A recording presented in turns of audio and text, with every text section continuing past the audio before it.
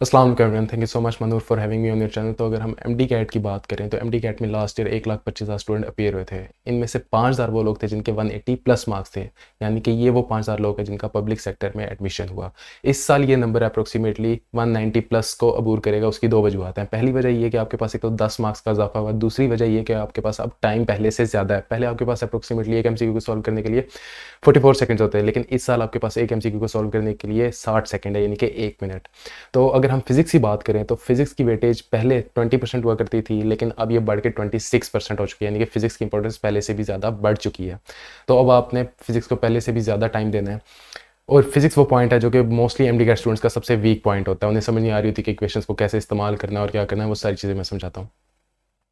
और आपने MD cat की तैयारी बिल्कुल भी अपने बोर्ड एग्जाम की तरह नहीं करनी। बोर्ड एग्जाम में आप क्या करते थे, आप 70% जो अपना रिसोर्स था वो आप तैयारी पे लगाते थे और 30% आप प्रैक्टिस और एनालाइज करते थे। जबकि एमडी कैट में चीज़ उल्टी हो जाती है। आपने 30% टाइम अपनी प्रिपरेशन को देना है और 70% टाइम आपने अपनी तैयारी को देना है। तो अब हम आते हैं अपने मेन पॉइंट पे कि फिजिक्स में 56 मार्क्स कैसे लिए जाए। तो अब इसके दो स्टेप्स हैं। पहला स्टेप है हाउ टू प्रिपेयर, दूसरा स्टेप है हाउ टू अटेम्प्ट। तो अगर हम पहला स्टेप देखें हाउ टू प्रिपेयर में, तो इसमें सबसे पहला जो आपने काम करना है वो ये आपने ये करना है कि आपने पीएमसी के सिलेबस को स्ट्रिक्टली फॉलो करना है। आपने इस सिलेबस से बाहर नहीं जाना, ठीक है। आपकी बुक में बहुत सी ऐसी चीज़ें जो कि पीएमसी ने एक्सक्लूड की हुई हैं, तो आपने इस चीज़ का ध्यान रखना है। दूसरी चीज़ ये, बहुत से बच्चे क्या कर रहे हैं, वो फेल्ड की भी बुक्स पढ़ रहे हैं, वो पंजाब की भी बुक्स पढ़ रहे हैं, वो केपी के भी बुक्स पढ़ रहे हैं। ऐसा आपने बिल्कुल भी नहीं करना। सिंगल बुक चूज़ करनी है, वो अगर कोर्स के साथ अलाइन हो रही है तो उसी बुक को फॉलो करो, चाहे वो किसी अकेडमी की प्रैक्टिस बुक ही क्यों ना हो या प्रिपरेशन बुक ही क्यों ना हो। Mahnoor already did a very great job, she made a video. उसने फिजिक्स को अलाइन किया है पीएमसी के सिलेबस के साथ, तो आप पॉप आउट बैनर पर क्लिक करके वो वीडियो भी देख सकते हैं। उसके बाद हम आते हैं कि तैयारी किस तरह से करनी है। तो तैयारी आपने चैप्टर वाइज करनी है, ठीक है। अब चैप्टर वाइज आपने इस तरह से करनी है कि इसके 3 स्टेप्स हैं। पहला स्टेप है प्रिपेयर, फिर प्रैक्टिस, फिर एनालाइज एंड दोबारा प्रिपेयर। अब हम आते हैं पहले स्टेप पे कि पहले स्टेप में आपने चैप्टर वाइज प्रिपरेशन कैसे करनी है। तो प्रिपरेशन में आपने जितने भी उसके फार्मूलाज हैं वो सारी याद करने हैं और उसकी डेरिवेशन को याद नहीं करना है, लेकिन उसकी डेरिवेशन को उसकी अप्रोच को समझना है कि वो कैसे एंड रिजल्ट को अप्रोच कर रहा है, ठीक है। आपने उस चीज़ को समझना है। ये चीज़ आपके एमडी कैट में आपको अक्सर जगहों पे आपको फार्मूलाज खुद से डिराइव करने पड़ेंगे, ठीक है। वो बुक वाली डेरिवेशन नहीं है, लेकिन आपको कोई रिलेशन यानी कि वो दो रेशो बता सकता है, कहता है कि इन दो की रेशो ये है तो इन दो की रेशो बताओ। तो आपको इस तरह से डेरिवेशंस का माइंडसेट आपको आना चाहिए, ठीक है। उसके बाद आपकी बुक में जितने भी फार्मूलाज हैं, ठीक है, उनको ना सिर्फ रटना नहीं है बल्कि उनको समझना है। फॉर एग्जांपल हमारे पास ये एक एमसीक्यू आता है, ठीक है। अब इसमें फार्मूला जिसने रटा हुआ है उसने सी लगाया है, ठीक है, लेकिन जिसने फार्मूले को समझा हुआ है उसने सही आंसर को अप्रोच किया जो कि अल्फा था, जो कि सिर्फ 10% लोग ऐसे थे। अब इस एमसीक्यू को पढ़ते हैं कि ऐसा क्यों हुआ। एमसीक्यू है कि frequency of a wave is n and the velocity is v if the frequency is increase to 4 and the velocity will be. अब यहाँ पे बहुत से लोगों ने क्या किया, उन्होंने किया कि हमारे पास रिलेशन होता है f is equal to v by lambda. अगर हमारे पास फ्रीक्वेंसी बढ़ रही है तो हमारे पास वेलोसिटी भी बढ़ेगी, तो उन्होंने किया 4f equals to 4v divide by lambda, और यहाँ से उन्हें 4v मिल गया जो कि उन्होंने चार्ली में मार्क कर लिया, जो कि गलत था। अब यहाँ पे हो क्या रहा है, यहाँ पे हो ये रहा है कि फ्रीक्वेंसी 4 टाइम्स होने से आपके पास जो लेमडा है वो 4 टाइम्स कम हो रहा है, ना कि वेलोसिटी, ठीक है। तो हमारे पास जो वेलोसिटी है वो हमारे पास कांस्टेंट ही रहेगी, अनचेंज। तो इसलिए इसका आंसर था अल्फा। तो आपने फार्मूले को रटना नहीं है बल्कि उसको समझना भी है कि उसमें रिलेशन किस तरह से बना और क्यों बना, ठीक है। तो आपने तैयारी करते हुए एक और चीज़ का ध्यान रखना है कि आपने साइड इन्फॉर्मेशन कुछ गिवन होगी, ठीक है। आपने उस साइड इन्फॉर्मेशन को ध्यान से पढ़ना है, ठीक है, उसको बल्कि याद कर लेना है, क्योंकि वो साइड इन्फॉर्मेशन से आपसे मुख्तलिफ एमसीक्यू पूछा। मिसाल के तौर पे थर्मोडायनामिक्स के केस में हमें एक साइड इन्फॉर्मेशन मिलती है जिसकी वो कोई एक्सप्लेनेशन नहीं देता, वो एडियाबैटिक और आइसोथर्मल की बात करता है, तो उसकी वो एक्सप्लेनेशन है सिंपली आपको ग्राफ देता है। तो वो इस ग्राफ से आपसे पूछ सकता है कि इन दोनों केसेस में से किस केस में वर्क ज़्यादा है। तो हमें नज़र आ रहा है कि आइसोथर्मल के केस में वर्क ज़्यादा है क्योंकि एरिया अंडर द कर्व उसमें ज़्यादा है। तो आपने इस चीज़ का ध्यान रखना है। फिर उसके बाद प्रिपरेशन के बाद आती है हमारे पास प्रैक्टिस। प्रिपरेशन आपने एक दफ़ा पूरी अपनी तसल्ली से कर ली, उसके बाद आपने प्रैक्टिस करनी है। प्रैक्टिस के लिए आपने एक चीज़ का ध्यान रखना है कि जो रिसोर्स आप यूज़ कर रहे हो उसमें सिर्फ कॉन्सेप्चुअल नहीं बल्कि रट्टे वाले एमसीक्यूज़ भी आने हैं, क्योंकि अनफॉर्चुनेटली एमडी कैट में रट्टा आता है। तो उस चीज़ का बैलेंस हो। बड़ी अकेडमी जितनी भी हैं उनके सारे के एमसीक्यूज़ जो हैं वो काफ़ी अच्छे होते हैं। आप सईद एमडी कैट एक बहुत अच्छा रिसोर्स है जो कि इन सब के एमसीक्यूज़ प्रोवाइड करता है, वो इस्तेमाल कर सकते हो। उसके अलावा फिजिक्स के केस में आप मेरा रिसोर्स यानी कि जो मैंने टेस्ट सीरीज़ कंडक्ट करवाई थी आप वो एक्सेस कर सकते हो। वो according to the PMC syllabus and standards है, ठीक है। उसमें आप अपने आप को एनालाइज भी कर सकते हो दूसरों की निस्बत, ठीक है, कि दूसरों की परफॉर्मेंस क्या थी और आपकी क्या थी। उसके अलावा आप मेरी प्लेलिस्ट एक्सेस कर सकते हो जिसमें इन तमाम टेस्टों की डिस्कशंस हैं, उसका लिंक नीचे डिस्क्रिप्शन में मौजूद है। तो प्रैक्टिस आपने एक दफ़ा कर ली। अब प्रैक्टिस करते हुए एक चीज़ आप घर में हो, ठीक है, आपने बेड पे बैठ के या इस तरह से प्रैक्टिस नहीं करनी बल्कि आपने फुल तवज्जो के साथ, जिस तरह आप एक्चुअल टेस्ट सेंटर में बैठे हो आपने उस तरह से प्रैक्टिस करनी है, ठीक है। अब प्रैक्टिस के बाद मेन चीज़ जो इस चीज़ का सबसे जो मेन पार्ट है वो है एनालाइज। आपने प्रैक्टिस कर लिया, अपने गलत क्वेश्चन को सिर्फ ये नहीं देखना कि ये गलत था ये ठीक था, नहीं ऐसे नहीं करना आपने, बल्कि ये देखना है कि सही आंसर मौजूद था, आपने वो चैप्टर पढ़ा तो आपने गलत आंसर क्यों मार्क किया, आपने उस चीज़ को फिक्स करना है, उस माइंडसेट को फिक्स करना है ताकि अगले चैप्टर की तैयारी में वो गलती रिपीट ना हो, ठीक है। यही स्ट्रैटेजी लेके आपके पहले चैप्टर में 50 में से 30 आएंगे, 20 आएंगे, ठीक है, अगले में 25, 30, 35 और करते करते आपके हर टेस्ट में 2 से 3 MCQ या 1-2 MCQ गलत हो रहे होंगे। तो आपने प्रिपेयर, प्रैक्टिस, एनालाइज करके अपने आप को इम्प्रूव करना है ताकि अगले चैप्टर में वो गलती ना हो। अगर आप फॉर एग्जांपल कुछ बच्चे इस तरह करते हैं कि वो पूरे चैप्टर सारे एक दफ़ा पूरी बुक पढ़ते हैं उसके बाद प्रैक्टिस करेंगे तो वो इस चीज़ से महरूम रह जाएंगे कि उनके पास इंप्रूवमेंट का कोई रूम नहीं रहेगा, कि उन्होंने अगली तैयारी में कोई इंप्रूवमेंट का कोई उनके पास कोई गुंजाइश नहीं रहेगी। तो इसलिए आपने चैप्टर वाइज चलना है और इस स्ट्रैटेजी को लेकर चलना है कि जो गलतियाँ अपने पिछले चैप्टर में की हैं वो अगले चैप्टर में ना हो।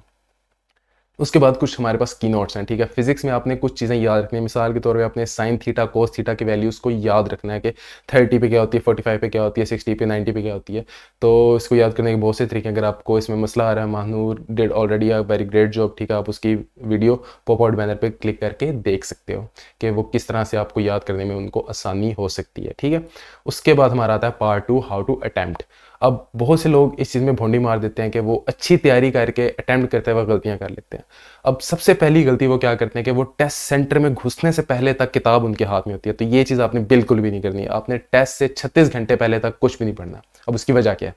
आपको टेस्ट के दौरान 3.5 घंटे की एक्सरसाइज है जिसमें आपने 4 सब्जेक्ट्स की इंफॉर्मेशन को ग्रैब करना है, अपने मेमोरी सेल से उठाना है।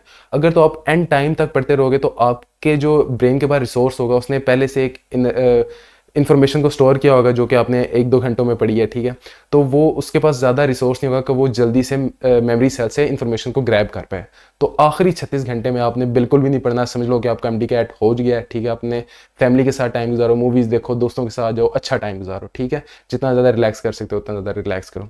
उसके अलावा अगर आपने ट्रैवल करना है तो ट्रैवल की कोशिश करो कि एक दिन पहले आप उस शहर में पहुंच जाओ, ठीक है, ताकि आपको थोड़ा रेस्ट मिले। और सबसे इंपॉर्टेंट चीज़, आपने अपनी नींद का बहुत अच्छे से ख्याल रखना है। मिनिमम 7 घंटे, मैक्सिमम 9 घंटे, इसके दरमियान आपकी नींद होनी चाहिए।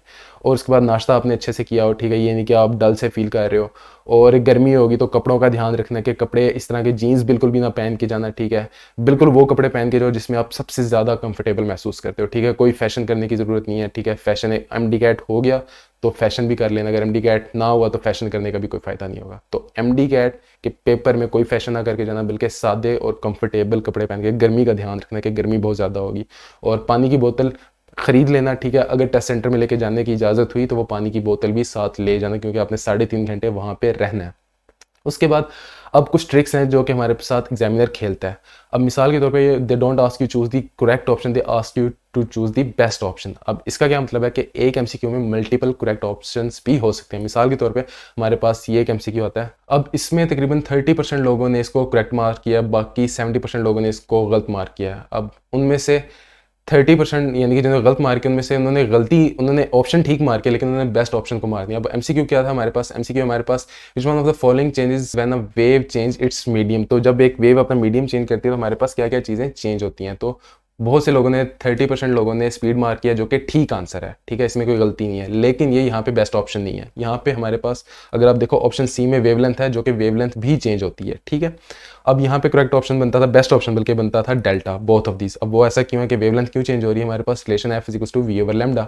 अब हमने पीछे के MCQ में देखा कि फ्रीक्वेंसी के चेंज होने से वेलोसिटी चेंज नहीं होती बल्कि वेवलेंथ चेंज होती है। तो हम इस सारे रिलेशन को एक दफ़ा दोबारा से रिवाइज कर लेते हैं कि इन तीनों का आपस में रिलेशन क्या है। तो अगर हमारे पास फ्रीक्वेंसी चेंज होगी तो उससे हमारे पास वेवलेंथ चेंज होगी, और अगर हमारे पास वेवलेंथ चेंज होगी उससे हमारे पास फ्रीक्वेंसी चेंज होगी, और अगर हमारे पास वेलोसिटी चेंज होती है तो उससे हमारे पास सिर्फ वेवलेंथ चेंज होती है। इस चीज़ का अपने ध्यान रखना है साउंड के केस में, ठीक होगा। उसके बाद बच्चों को अटेम्प्ट करते वक्त एक और मसला होता है कि रिलेशंस किस तरह से ड्राइव करने हैं, ठीक है, रिलेशंस किस तरह से बनाने हैं। एक तो उसका तरीका है प्रैक्टिस से, आपको वो तरीके आएंगे कि किस तरह से आपने रिलेशन ड्राइव करने हैं। मिसाल के तौर पे आपको एक एग्जांपल देता हूँ यहाँ पे कि हमारे पास एक MCQ आता है जिसमें वो हमें कहता है कि हमने यहाँ पे रिलेशन बनाना है डिस्टेंस का टाइम के साथ, ठीक है। अब यहाँ पे हमारे पास MCQ क्या है उसको भी देख लेते हैं कि इसको किस तरह से सॉल्व करना है। An object is allowed to fall freely under the action of gravity such that it covers S1 distance in 1 second, S2 distance in 3 second and S3 distance in 5 second. What is the ratio of S1, S2, S3? वो हमसे ratio मांग रहा है। अब इस case को मैंने मुझे इसमें दो पॉसिबिलिटी नजर आई, मुझे स्टेटमेंट पढ़ के इन दोनों में फ़र्क नहीं था नज़र आ रहा। दोनों में आपको बता दो कि दोनों पॉसिबिलिटीज़ क्या थी जो मैंने ली थी। पहली पॉसिबिलिटी ये है कि वो जो टाइम कह रहा है वो इस पॉइंट से इस पॉइंट तक 1 सेकंड कह रहा है, और अगले पॉइंट से अगले पॉइंट तक 3 सेकंड, और उससे आगे 5 सेकंड कह रहा है। एक पॉसिबिलिटी है। दूसरी पॉसिबिलिटी वो ये है कि स्टार्टिंग पॉइंट से इस पॉइंट तक वो 1 सेकंड कह रहा है, स्टार्टिंग पॉइंट से इस पॉइंट तक 3 सेकंड कह रहा है, और स्टार्टिंग पॉइंट से इस पॉइंट तक 5 सेकंड कह रहा है। ठीक है, इन दोनों केसेस को मैंने सॉल्व किया।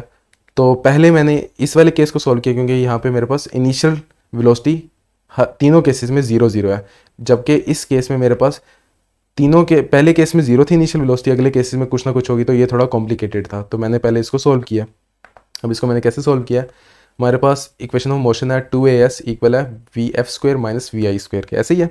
यहाँ पे हमारे पास इनिशियल वेलोसिटी 0 होगी, हमारी इक्वेशन क्या बन जाएगी, हमारे पास a यानी कि ग्रेविटेशनल एक्सलेरेशन हमारे पास है, s की फॉर्म में हमने इक्वेशन बनानी है, vf हमें नहीं पता। ठीक है, अब vf हमारे पास क्या आएगा, हमें पता है कि एक्सलेरेशन इक्वल होती है vf minus vi divide by time के। यहाँ पे भी vi 0 है, तो यहाँ पे हम कह सकते हैं कि हमारे पास gt यानी कि टाइम मल्टीप्लाई हो गया इक्वल है vf के, तो यही gt हमने यहाँ पे रिप्लेस कर दिया। तो अब हम कह सकते हैं कि 2gs इक्वल है gt² के। तो यहाँ पे s की बेसिकली फॉर्म बनानी है इन टर्म्स ऑफ टाइम। ठीक है, तो ये g से कैंसिल हो जाएगा, तो gt² डिवाइड बाय 2 हो जाएगा हमारे पास। ठीक है, ये भी एक वैसे एक और इक्वेशन ऑफ मोशन होती है, वहाँ से डायरेक्ट भी आप ये निकाल सकते हो। ठीक है, तो खैर इस इक्वेशन में सिंपली मैंने टाइम की वैल्यू पुट करनी है और मेरे पास s की वैल्यू आ जाएगी। तो सबसे पहले मैं s1 के लिए पुट करूँगा, g10 है, टाइम 1 सेकंड है तो हमारे पास 5 आ जाएगी। s2 के लिए हमारे पास टाइम 3 सेकंड है, तो वो हमारे पास क्या आ जाएगी 45। और s3 के लिए हमारे पास क्या है, s3 के लिए 1:5। तो हमारे पास रेशो जो बनती है 5:45 रेशो 1:5।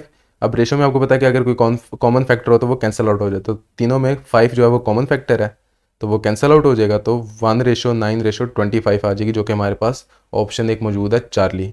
ठीक है, अब यहीं पे आप जो दूसरा केस है उसको भी वेरीफाई एक तरह से कर सकते हो।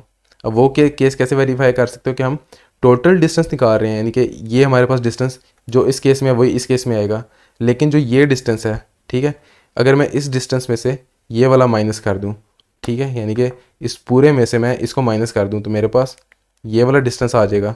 ठीक है, तो अगर मैं 45 से 5 निकालूँ, पहले ही मेरे पास 5 है, दूसरा मेरे पास 45 से 5 निकला 40 आया, तीसरा मेरे पास क्या है, मेरे पास टोटल डिस्टेंस जो है वो मैंने सिंपली ये निकालना है। तो इसमें से मैं क्या करूँगा, मैं 3 में से जो मेरे पास 2 आया था वो माइनस कर दूंगा, तो वो मेरे पास क्या बनता है, वो मेरे पास बनता है 1 to 5 में से अगर मैं 45 तो 80 बनता है। ठीक है, अब इन तीनों में कॉमन फैक्टर क्या है 5, तो 1 8 और ये मेरे पास क्या आ जाएगा